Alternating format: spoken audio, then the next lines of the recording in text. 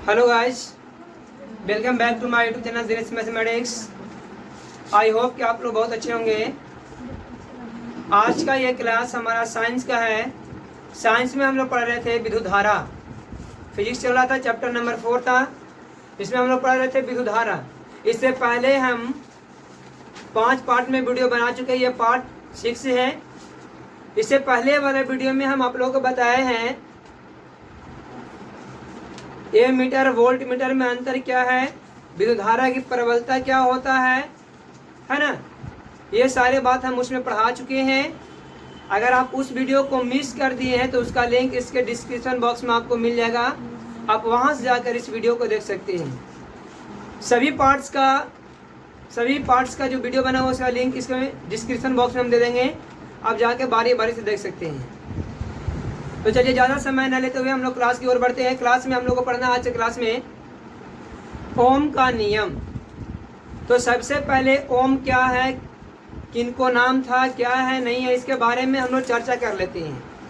तो ध्यान से सुनिएगा। ओम एक वैज्ञानिक थे। ओम एक वैज्ञानिक थे जो कुछ जर्मन का वैज्ञानिक थे। कहाँ का वैज्ञानिक थे? जर्मन का वैज्ञानिक थे। उनका पूरा नाम है जॉर्ज साइमन ओम। जॉर्ज साइमन ओम उनका पूरा नाम है, ठीक है ना। उन्होंने एक नियम दिया था 1826 ईस्वी में। जॉर्ज साइमन ओम जो कि जर्मनी का एक वैज्ञानिक थे। उन्होंने एक अपना नियम दिया। वो नियम क्या दिए उसके बारे में ध्यान से सुनिए। यहाँ पर देखिए ऑब्जेक्टिव क्वेश्चन के रूप में बहुत सारे क्वेश्चन आते हैं। तो ओम का नियम किसने दिया? तो हम लोग बोले जॉर्ज साइमन ओम। ये भी क्वेश्चन आ सकता है कि ओम का पूरा नाम क्या है, तो बोलेंगे जॉर्ज साइमन ओम, ठीक है। उसके बाद आपको एक क्वेश्चन आ सकता है कि ओम का नियम कब दिया गया, तो बोलेंगे 1826 ईस्वी में। कब दिया गया? 1826 ईस्वी में। फिर क्वेश्चन आपको ये भी आ सकता है कि जॉर्ज साइमन ओम कहाँ का वैज्ञानिक है, तो हम लोग बोलेंगे जर्मनी का। तो इसीलिए उनको बोला था जर्मन वैज्ञानिक बोलते हैं। क्या बोलते हैं? उन्होंने एक नियम दिया था। वो नियम है नियत ताप पर, अचर ताप के लिए दिया गया है। उनका जो नियम दिया गया है वो अचर ताप के लिए दिया गया है। देखिए आपका नियम आपके सामने हम पहले से लिख कर रखे हैं, है ना। उनका कहना था कि यदि किसी चालक में बिना ताप परिवर्तन किए बिना ताप में परिवर्तित किए बिना अगर धारा को परिवाहित किया जाएगा तो चालक तार के दोनों सिरों के बीच के विभवांतर के समानुपाती होगा। दोनों चालक तारों के बीच के सिरों के बीच में जो विभवांतर उत्पन्न होता है वो विभवांतर के धारा जो होता है वो समानुपाती होता है। ये बोले थे कौन? जॉर्ज साइमन ओम। तो इन्हीं को बोला गया है ओम का नियम। क्या बोला गया है? देखिए आपको किताब में क्या दिया हुआ है, डिफिनेशन दिया हुआ है। यदि किसी चालक के ताप में परिवर्तन न हो। देखिए जैसे ही अगर चालक का नाम आता है तो आप लोग दिमाग में इस बात को बैठा लीजिए कि चालक का मतलब होता है तार, है ना, जिसे करंट प्रवाहित होती है, उसकी बात की जाती है ना। तो क्या दिया हुआ? यदि किसी चालक के ताप में परिवर्तन न हो, यानी ताप नियत रहना चाहिए। ताप ज्यादा भी कर दे बीच में तो भी दिक्कत है, कम भी कर दे तो भी दिक्कत है। ताप नियत होना चाहिए, ताप बदलना नहीं है। ताप को बदलना, तो ये बोले ताप न परिवर्तन हो तो उसमें प्रवाहित विद्युत धारा, किसमें? चालक तार में प्रवाहित विद्युत धारा उसके सिरों के बीच आरोपित विभवांतर के समानुपाती होता है। और यही बात हम अपने लैंग्वेज में बताए थे आप लोगों को कि ओम जो है सो एक नियम दिए थे उन्होंने। उनका नियम था कि यदि किसी चालक तार में बिना ताप परिवर्तन किए बिना अगर धारा प्रवाहित की जाती है तो वो धारा जो होती है तार के दोनों सिरों के बीच आरोपित विभवांतर के समानुपाती होता है। सपोज देखिए, समझिए, यहाँ समझने का प्रयास कीजिएगा। ये चालक तार है, इस चालक तार में हम क्या कर रहे हैं कि बिना ताप में परिवर्तन किए बिना, यानी ताप में यहाँ कोई परिवर्तन नहीं करना है। जो ताप अभी है वही ताप हमेशा रहना चाहिए जब तक उसमें हम धारा प्रवाहित करते रहेंगे। ठीक है, तो जब इसमें हम लोग धारा को परिवाहित करते हैं, धारा को परिवाहित करते, देखिए लिखा हुआ ना कि ताप में परिवर्तन किए बिना उसमें धारा परिवाहित की जाती है। तो ये जो धारा का मान जो है, जो भी धारा प्रवाहित होगा, इन दोनों सिरों के बीच आरोपित होने वाले जो विभवांतर है, विभवों में अंतर को विभवांतर बोलते हैं, आरोपित होने वाले विभवांतर के समानुपाती होता है। क्या होता है? अब इस बात को ऐसे बोले तो आप लोग को कुछ समझ में ज्यादा नहीं आया होगा। अब इसको एक प्रैक्टिकली लेकर के हम लोग चलते हैं और समझने का प्रयास करते हैं। सपोज कि मेरे पास पेंसुलिया बैटरी का नाम जानते होगा आप लोग, जो टॉर्च में लगता है ना, पतला सा रहता है, घड़ी में भी वही लगता है, घड़ी में भी आपका पेंसुलिया बैटरी लगा रहता है ना, टॉर्च उच में रहता है।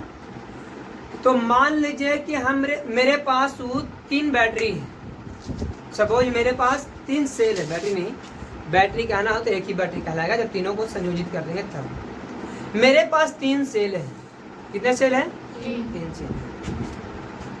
समझिएगा ध्यान से, पहले एक सेल को समझ लीजिए अच्छा से। यहाँ पर कोई उपकरण लगा दे, बल्ब लगा देते हैं, मान लीजिए सपोज स्विच है, ये एमीटर यहाँ लगा देते हैं समझने के लिए आप लोग को। यहाँ पर वोल्ट मीटर लगा दे, क्या ऐसे ये भी लग सकता है ना। वोल्ट मीटर समांतर क्रम में होता है, पता है ना आप लोग को। चलिए इतना झंझट करने की कोई आवश्यकता नहीं। चलिए देखिए ध्यान से समझिएगा, यहाँ पर ये प्लस चार्ज होता है, ये माइनस चार्ज होता है। इसको पकड़ने का तरीका आप लोग को हम बताए थे, अभी खुला है। पकड़ने का तरीका बताइए, बड़ा वाला जो लाइन होता है वो प्लस चार्ज को डिनोट करता है और छोटा वाला जो लाइन होता है वो माइनस चार्ज को डिनोट करता है, बताए थे ना। तो मान लिया जाए कि इस सेल में सेल 1 है भी, ये सेल में 2 वोल्ट का विभवांतर है। तो देखिए यहाँ पर एक वो सेल जोड़े हैं, तो वो सेल में विभवांतर कितना, 2 वोल्ट का। तो 1 एम्पियर की धारा प्रवाहित करता है ना, 1 एम्पियर की धारा प्रवाहित करता है। अगर वही उतना ही वोल्ट वाला एक और सेल इसमें हम ऐड कर दें तो धारा क्या 1 ही एम्पियर के प्रवाहित होगा कि 2 एम्पियर का? 2 एम्पियर का धारा प्रवाहित होने लगेगा अब, है ना। अगर एक और जोड़ते हैं तो 3 एम्पियर का धारा प्रवाहित होता है। तो यहाँ पर अब देखिए, इस बात को पढ़िए ध्यान से तो समझ में आ जाएगा। क्या बोला गया है? यदि किसी चालक तार में ताप में परिवर्तन न हो, ताप में कोई परिवर्तन नहीं करते हैं, तो आरोपित विभवांतर तो उसमें प्रवाहित विद्युत धारा, यानी इसमें जो हम विद्युत धारा प्रवाहित कर रहे हैं, विद्युत धारा क्या कर रहे हैं, उसके सिरों के बीच आरोपित विभवांतर के समानुपाती होता है। अब एक बात यहाँ पहले समझ लीजिएगा, समानुपाती किस चीज को बोलते हैं? समानुपाती का मतलब होता है जब एक चीज को बढ़ाया जाए तो दूसरा अगर अपने आप बढ़ जाता है तो समानुपाती कहलाता है। क्या कहलाता है? समानुपाती। एक चीज के बढ़ाए दूसरा अपने आप बढ़ जाए तो क्या कहलाएगा वो? समानुपाती। सपोज कि हम बल लगा रहे हैं, 2 न्यूटन का बल लगाए तो वस्तु यहाँ से यहाँ तक विस्थापित हुआ, इतना दूरी हुआ। अगर हम 4 न्यूटन का बल लगाए तो और ये दूरी बढ़ेगा ना जी, दूरी और बढ़ेगा कि नहीं बढ़ेगा? बढ़ेगा ना। तो क्या इस समानुपाती हुआ। एक होता है व्युत्क्रमानुपाती। व्युत्क्रमानुपाती का हमें अगर एक बढ़ेगा तो दूसरा घटेगा। अभी टमाटर का भाव कैसे है? 150, करीब 150 रुपये, 150 160 से है ना। देखिए अब क्या होगा, यहाँ पर टमाटर का दाम बढ़ा हुआ तो उसका खपत कम हो रहा है, बहुत कम लोग इसको यूज कर रहे हैं, लेकिन अगर टमाटर के दाम 10 रुपये जिस समय होता है, 5 रुपये उस समय होता है, तो तीनों टाइम जो होता है चटनी बना के खूब खाते हैं हम लोग, खाते हैं ना। तो क्या हो रहा है यहाँ पे, टमाटर का दाम बढ़ा रहे हैं तो खपत कम हो रहा है, और दाम कम कर रहे हैं तो खपत ज्यादा हो रहा है। तो यहाँ पर उल्टा हो रहा है ना, यहाँ पर क्या हो जा रहा है, उल्टा हो रहा है। क्या हो रहा है, तो ये आपका व्युत्क्रमानुपाती हो गया। दाम बढ़ा खपत कम हुआ, दाम घटा खपत बढ़ गया, तो ये आपका व्युत्क्रमानुपाती कहलाता है। क्या कहलाता है, अगर एक को बढ़ा रहे हैं तो दूसरा घट जाएगा, दूसरा क्या हो जाएगा, ऑटोमेटिक घट जाएगा।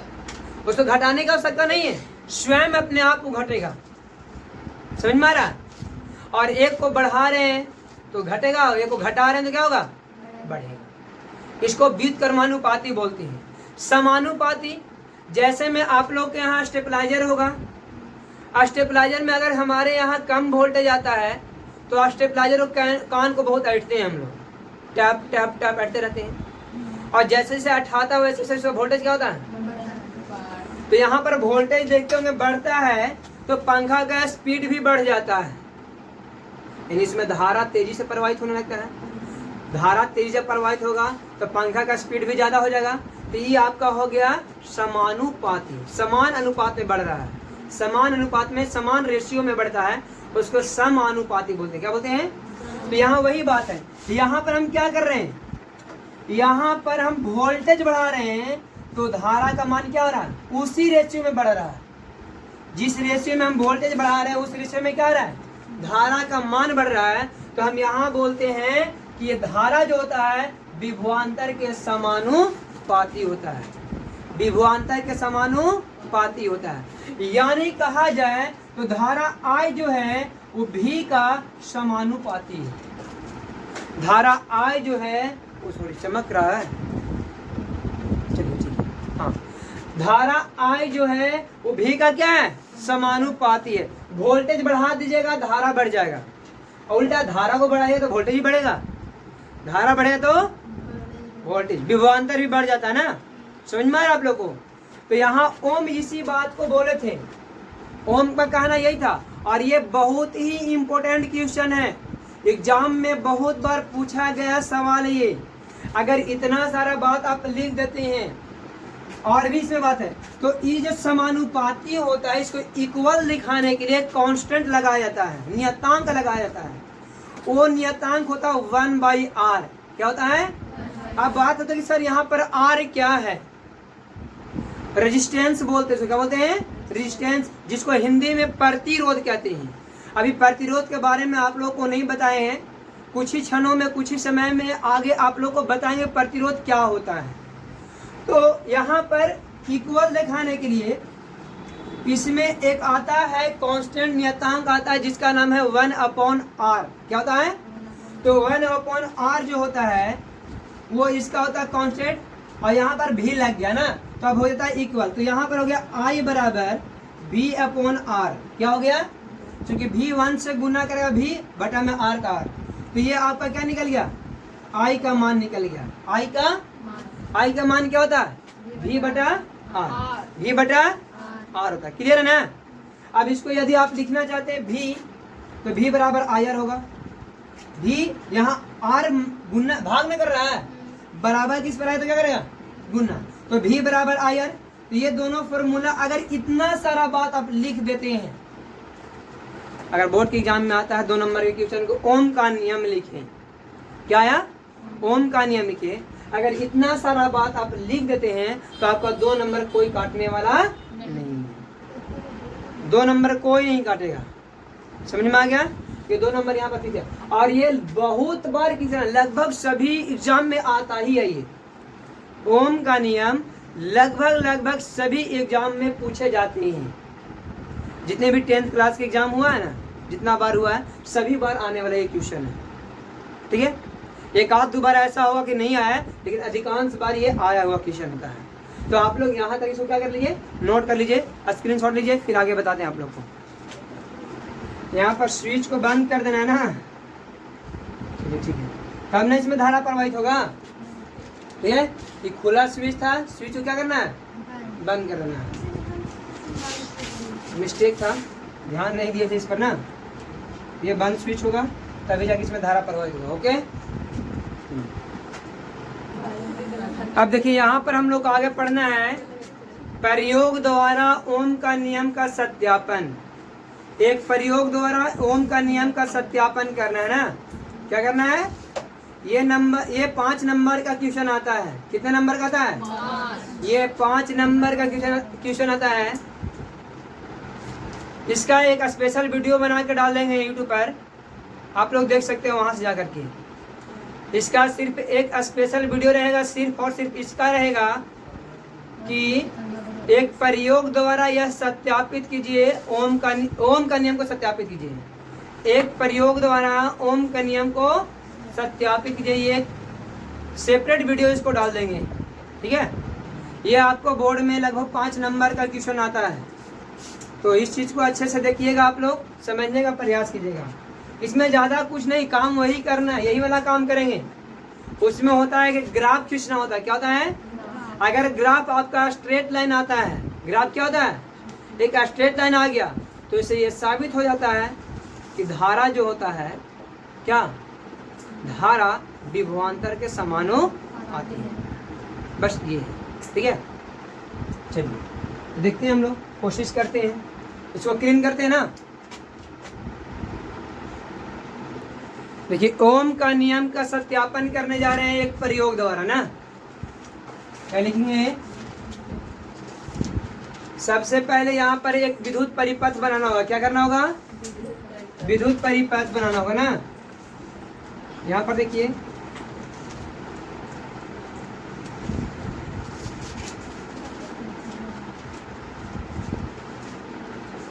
ज्यादा समय लग रहा है, अब वीडियो रोक के इसको बना दे।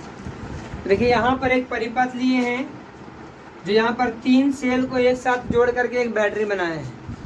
3 सेल को एक साथ जोड़ करके एक बैटरी बनाए हैं, है ना। तो यहाँ पर देखिए क्या होगा, ध्यान से समझने का प्रयास कीजिएगा। अगर यहाँ पर एक सेल जुटा होता इस परिपथ में, देखिए इस परिपथ में आपका यहाँ पर एमीटर जुड़ा हुआ है, यहाँ पर वोल्ट मीटर जुड़ा हुआ है, यहाँ पर विद्युत उपकरण लगाया गया है, ये आपका स्विच है। ये क्या है? स्विच है, याद रहे ना। ये क्या है? आपका स्विच है, ठीक है। इन्हें प्लस होगा, इन्हें माइनस होगा, मान लीजिए, ठीक है। चलिए छोड़िए भैया, स्विच है आपका।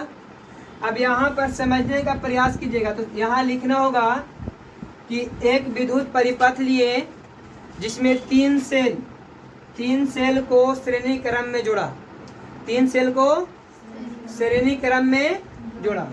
इसमें एमीटर को श्रेणी क्रम में, वोल्ट मीटर को समांतर क्रम में तथा विद्युत उपकरण एवं स्विच को जोड़ा। स्विच क्या किए? उसके बाद आगे लिखना होगा कि एक सेल से, यदि एक सेल से 2 वोल्ट का विभवांतर होता है और 1 एम्पियर की धारा प्रवाहित होती है, धारा प्रवाहित होती है, तो यहाँ पर देखो एक सेल से 2 वोल्ट का विभवांतर उत्पन्न होता है और इसे 1 एम्पियर की धारा प्रवाहित हो रही है। कितना एम्पियर के? तो अब यहाँ पर यदि 2 सेल लगा देंगे हम तो धारा कितना हो जाएगा? वोल्ट कितना हो जाएगा? 4 वोल्ट। तो 4 वोल्ट होने पर कितना एम्पियर हो जाएगा जी? 2 एम्पियर धारा प्रवाहित होगा ना। 3 सेल लगाए तो 3 सेल लगाने पर 6 वोल्ट का विभवांतर उत्पन्न हुआ और धारा प्रवाहित होने लगा 3 एम्पियर। 4 गो सेल लगाएंगे, कितना? 4 सेल लगाएंगे तो 8 वोल्ट उत्पन्न होगा, विभवांतर कितना उत्पन्न होगा। और यहाँ पर आप देख रहे हैं कितना एम्पियर प्रवाहित होगा जी? 4 एम्पियर। तो यहाँ पर आपने क्या देख रहा है? एक वो जोड़े थे तो 1 एम्पियर, 2 को जोड़े तो, अगर यहाँ पर मान लेते हैं कि आप लोग एक का एक लग रहा है, 2 वोल्ट का धारा, एक ही रहने दीजिए, चलिए समझने के लिए। अब देखिए इस चीज को हम लोग क्या करेंगे कि एक ग्राफ द्वारा दर्शाएंगे। किस चीज के द्वारा? अगर ग्राफ मेरा स्ट्रेट आया तो हम लिखेंगे इससे सत्यापित होता है कि धारा जो होता है विभवांतर के समानुपाती होता है। और जब इस बात को सत्यापित कर दीजिएगा तो ओम का नियम भी ना सत्यापित हो गया। ओम का नियम का भी कहना तो यही था कि यदि ताप में परिवर्तित न करें और उसमें धारा प्रवाहित कर दें तो धारा जो जिस चालक तार से धारा प्रवाहित कर रहे हैं उस चालक तार के दोनों किनारे, दोनों सिरों के बीच के विभवांतर के समानुपाती होता है। तो यहाँ पर तो वही कर रहे हैं, एक और सेल लिए तो 1 एम्पियर की धारा प्रवाहित कर रहा है, लेकिन उसमें विभवांतर कितना है 2 वोल्ट का। 2 सेल लिए तो विभवांतर हो गया 4 वोल्ट, लेकिन धारा कितना प्रवाहित हो रहा है 2 एम्पियर का। 3 वोल्ट लिए तो 6 वोल्ट का हो गया। अब देखिए एक रेशियो में हो रहा है कि नहीं हो रहा, एक रेशियो में हो रहा है ना। तो अब इस चीज को हम लोग क्या करेंगे, एक ग्राफ बनाएंगे। चलिए ग्राफ यहाँ पे बना, नहीं इधर बना देते हैं, यहीं पे देख देते हैं ना। यहाँ पर इस तरह से इसको बोलते हैं एक्स एक्सिस और इसको बोलते हैं माइनस में तो कोई है नहीं, तो ये आपका 0 हो गया। ये क्या हो गया 0। 1 मिनट देखिए, विभवांतर को हम लोग एक्स एक्सिस द्वारा दर्शाएंगे और जो यहाँ एम्पियर आ रहा है, क्या आ रहा है एम्पियर को वाई एक्सिस के द्वारा दर्शाएंगे। ठीक है, यहाँ पर एक्स एक्सिस है। तो यहाँ पर जो हम डिस्टेंस लेंगे वो एक नियत दूरी पर लेंगे। डिस्टेंस एक नियत दूरी पर लेना होगा। तो मान लेते हैं यहाँ से यहाँ तक 1 2 3 4 है, तो ऊपर में मिलेगा एक नियत दूरी 1 2 3 4। यहाँ पर लिखा जाएगा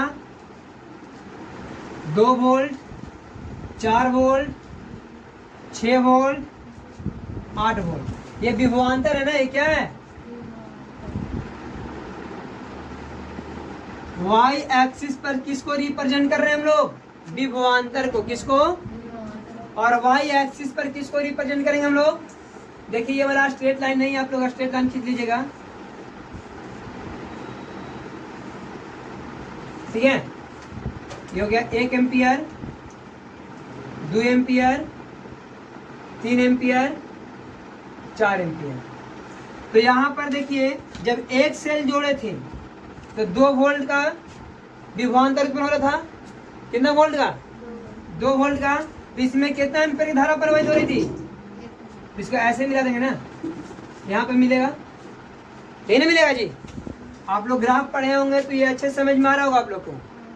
दूसरा क्या है, 2 सेल जोड़े तो 4 वोल्ट का विभवांतर उत्पन्न हुआ। अब 4 वोल्ट का विभवांतर उत्पन्न हुआ तो यहाँ पर धारा कितना प्रवाहित हो रहा था 4 एम्पियर 2 एम्पियर का। 6 किए थे तो इस सामने नहीं आ रहा है, आप लोग स्केल्स के माध्यम से बिल्कुल सीधा लाइन खींचेगा।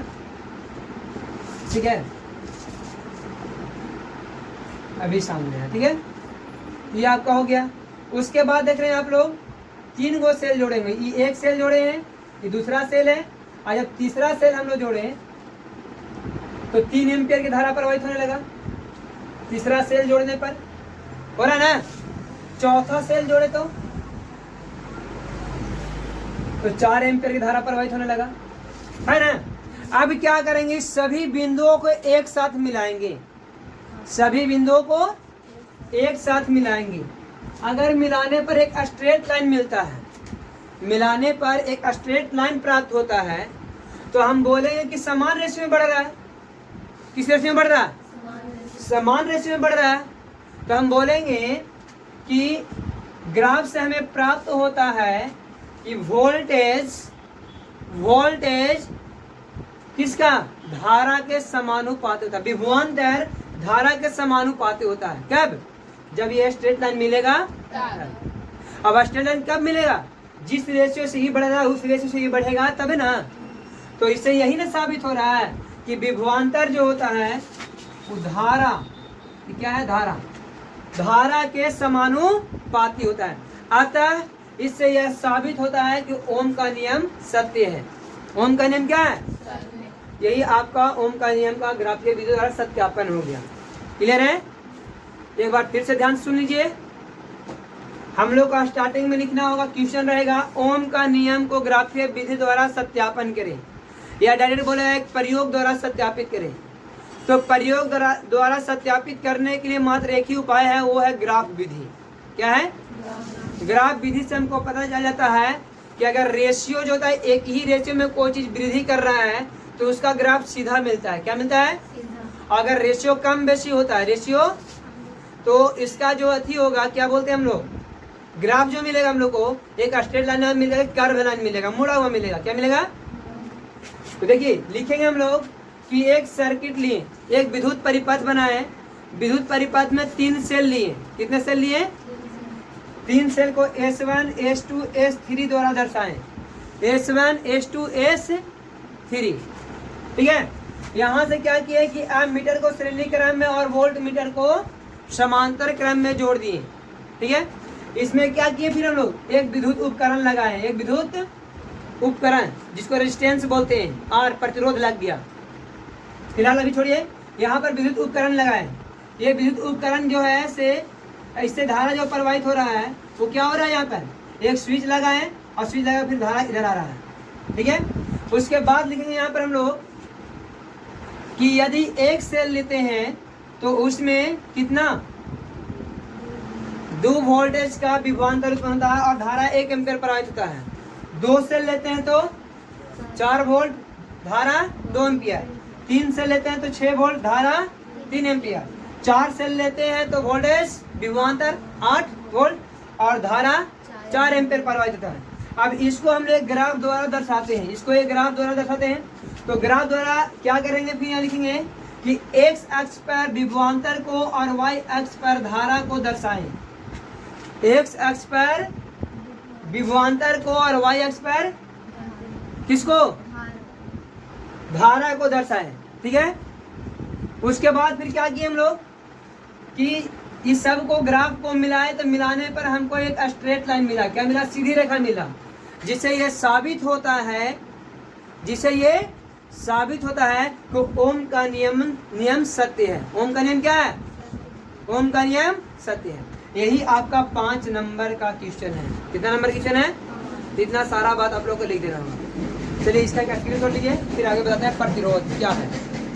चलिए अब आगे देखेंगे हम लोग यहाँ पे प्रतिरोध क्या है। आगे हम लोग को देखना है अब कि प्रतिरोध क्या है ना। जो आर लगाए थे, ओम के नियम में जो आर का प्रयोग हुआ था, प्रतिरोध का प्रयोग हुआ था, उसके बारे में समझिए। प्रतिरोध क्या है? तो प्रतिरोध किसी चालक का वह गुण है जो उसे होकर प्रवाहित होने वाले धारा का विरोध करता है। क्या करता है? प्रवाहित होने वाले धारा को विरोध करता है वो, तो वो कहलाता है प्रतिरोध, रेजिस्टेंस। क्या कहलाता है? ध्यान सुनिएगा, प्रतिरोध किसी चालक का वह गुण है जो उसे होकर प्रवाहित होने वाली धारा का विरोध करता है। उसे होकर प्रवाहित होने वाले विद्युत धारा का विरोध करता है, उसे हम लोग क्या कहते हैं? प्रतिरोध। जैसे कि घर्षण, घर्षण गति का विरोध करता है ना। घर्षण क्या करता है? अगर मान की वजह से चल रहा है ना, ये वाला हाथ नहीं चाहेगा कि आगे बढ़े और ये वाला हाथ चाहेगा कि ये नहीं बढ़े। देखिए ऐसे कर रहे हैं ना, आगे बढ़ रहा है ये, तो ये चाह रहा है कि इसको ना बढ़ने दे, और ये पीछे जो घसा कर रहा है ना, तो ये चाह रहा है कि ये पीछे ना घस। तो ये हुआ विरोध करना। क्या हुआ? उसी तरह से प्रतिरोध है। जब किसी चालक परिपथ में हम प्रतिरोध को लगा देते हैं तो धारा का विरोध करने लगता है। धारा क्या करने लगता है? विरोध करने लगता है। तो जो विरोध करने का जो गुण पाया जा रहा है उसी को बोलते हैं प्रतिरोध। क्या बोलते हैं? तो प्रतिरोध को आप लोग लिख लीजिएगा, किसी चालक का वह गुण। नोट कर लीजिए आप लोग। चलिए अच्छे से नोट कीजिए, इसको लिखिए, प्रतिरोध लिख कर डाल दीजिए। किसी पदार्थ का वह गुण, किसी पदार्थ का वह गुण जो उससे होकर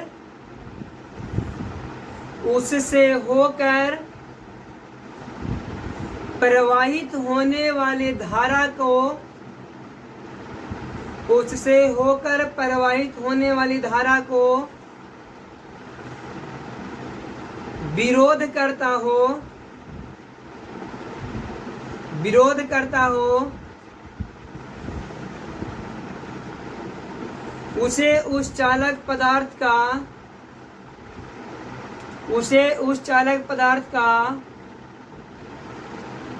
प्रतिरोध कहते हैं। उसे उस चालक पदार्थ का प्रतिरोध कहते हैं, केवल प्रतिरोध कहते हैं भी लिख सकते हैं, केवल प्रतिरोध कहते हैं। लिख लिए सब लोग? आगे लिखिए, इसे आर द्वारा, कैपिटल आर लिखेगा, इसे कैपिटल आर द्वारा सूचित किया जाता है। इसे कैपिटल आर द्वारा सूचित किया जाता है। इसे कैपिटल आर द्वारा सूचित किया जाता है। देखिए ओम के नियम में आपने क्या देखा था? तो ओम के नियम के अनुसार पढ़े थे भी बराबर आई आर, यही ना पढ़े थे? भी बराबर, तो आई यहाँ गुना कर रहा आर के साथ, इधर क्या करेगा? भी बटा आई बराबर आर, यानी आर बराबर हम क्या बोल सकते हैं? भी बटा आई। अच्छा, भी का मात्रा क्या होता है? भी क्या? वोल्टेज। और धारा का, आई का एम्पियर। धारा का ऐसा मतलब एम्पियर ना होता जी। तो यहाँ पर इसका अगर देखा जाए तो वोल्टेज का मात्रा क्या होता है? भी, और आई धारा का मात्रा एम्पियर होता है। तो भी बटा ए हुआ, क्या हुआ? भी बटा ए। अभी भी बटा ए को हम लोग बोलते हैं आर का एसआई मात्रा है, यानी प्रतिरोध आर का एसआई मात्रा के बराबर क्या होगा?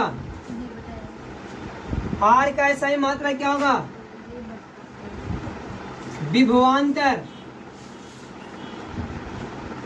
का एसआई मात्रक, विभवांतर का एसआई बटा, आवेश ना है जी, यह धारा लिखते, धारा का आवेश मात्रा, एसआई मात्रा, धारा का एसआई मात्रक। आई क्या है? धारा है। आई क्या है? अब देखिए, विभवांतर का एसआई मात्रक वोल्ट और धारा का एसआई मात्रक एम्पियर होता है। अब देखिए, भी बटा ए को ओम साहब ने क्या बोला था? इस तरह के आकृति बना के दिए थे, किताब में आप लोग अच्छे से देख लीजिएगा, थोड़ा सा ये और अच्छा है, हम ऐसे बनाने की कोशिश किए हैं। इस तरह का आकृति उन्होंने बना के दिया, तो लोगों ने क्या किया कि इसका नाम दे दिया ओम। क्या नाम दिया गया? ओम। ओम क्यों नाम दिया गया? तो उन्हीं के नाम के